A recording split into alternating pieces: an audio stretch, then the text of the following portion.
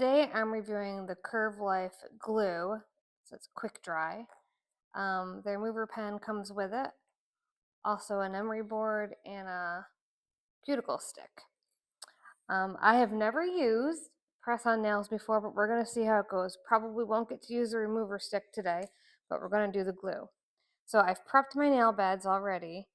Directions say to put a little bit of glue here. That looks about right, like a dot. I don't know. And then to kind of slide it across your nail bed and then push it down, kind of pressing it where it goes, and hold it for 20 seconds. That was pretty easy. I'm going to go through and kind of clean this up. I think there's a tiny bit of glue here. Oh, no, that's just my cuticle. Make sure my cuticle is free of the nail. Actually came up pretty good. So let's try number 2. Well, I think that came up pretty good. Now let's test them.